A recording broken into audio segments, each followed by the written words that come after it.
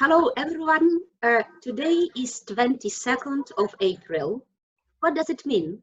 It means that tomorrow is a very special day for the people of Catalonia, 23rd of April, Sant Jordi or Saint George Day.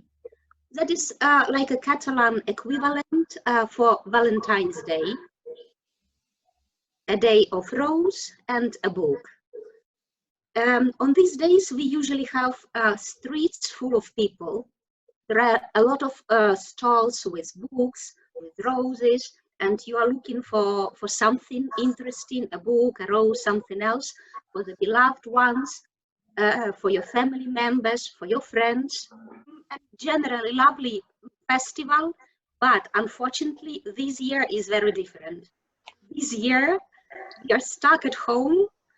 No stalls, no people working in the streets, but still, all of us are together here. We have today friends from Belgium, Gert, Erna, and Helen. Hi. Hi. Hello. We have our good friend from Italy, Carolina. Carolina. Yeah. Hi. And our French friend from Paris, Karine, also joined us today. Hi.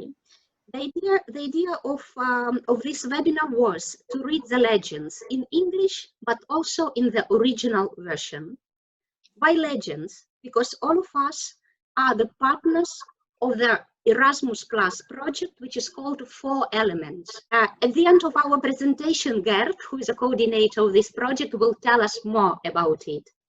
But what we are going to do now, we are going to read you the legends we collected during the project. Legends of different regions, legends of different countries. And high time to go to Belgium. Are we going to turn out? How to pronounce it correctly? Turn out? Okay.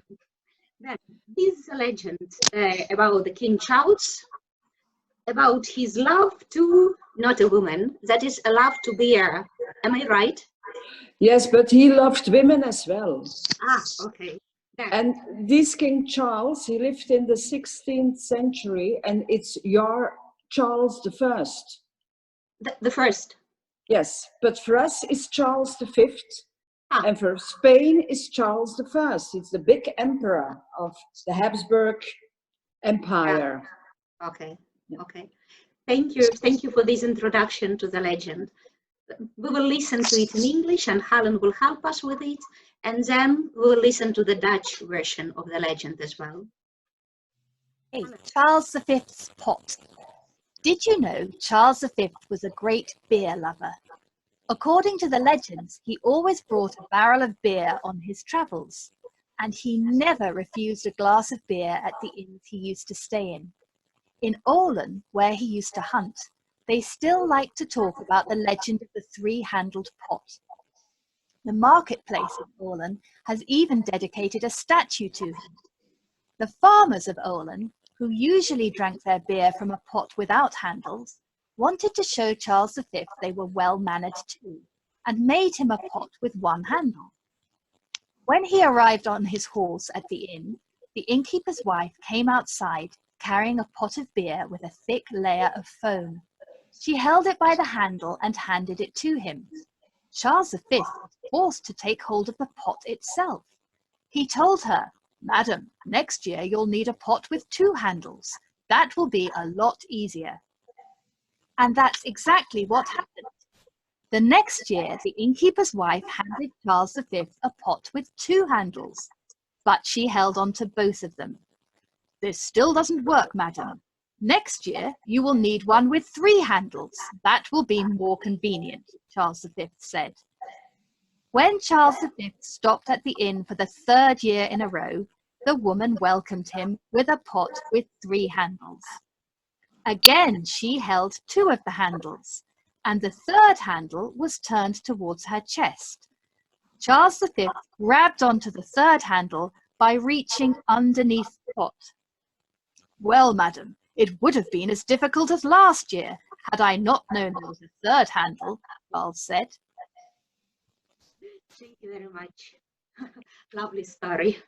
And yes, that is about love. Love to women and love to beer. Now, the Dutch version. Erna. Oké. Wist je dat keizer Karel een groot liefhebber was van bier? Volgens de legendes bracht hij altijd een bierton mee op zijn reizen. En hij weigerde nooit een glas bier in de herbergen waar hij verbleef. In Olen, een klein dorp in de Kempen, waar hij regelmatig ging jagen, spreekt men nog altijd over de pot van keizer Karel. Op het Marktplein is er een standbeeld voor hem opgericht. De boeren van Olen, die hun bier dronken uit potten zonder oren, wilden aan keizer Karel laten zien dat ze ook welgemanierd waren en maakten voor hem een pot met 1 oor. Toen hij op zijn paard toekwam aan de herberg, ging de dienster naar buiten met een pot met bier met een dikke laag schuim. Ze hield de pot vast bij het oor en gaf deze aan hem. Keizer Karel was verplicht om de pot zelf vast te nemen. Mevrouw, volgend jaar zal je een pot met 2 oren nodig hebben, zodat het voor mij gemakkelijker is. En dat is precies wat er gebeurde. Het volgende jaar gaf de dienster een pot met 2 oren aan keizer Karel. Maar ze hield beide oren met haar 2 handen vast. Dit werkt nog steeds niet, mevrouw. Volgend jaar zal je een pot met 3 oren nodig hebben. Dit zal handiger zijn, zei keizer Karel.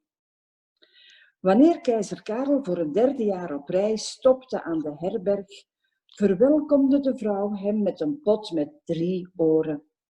Ook nu hield ze de pot vast aan 2 oren en met het 3e oor naar haar lichaam gericht.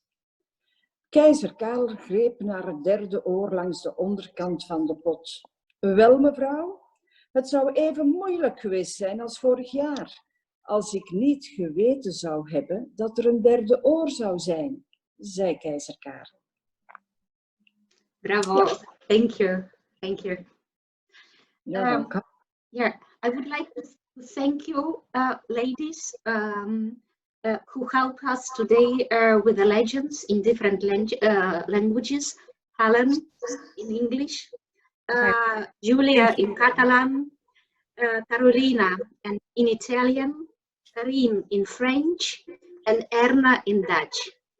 I just would like to remind you that all of us are partners of the Erasmus Plus International Project, which is called 4 Elements. You see here our website.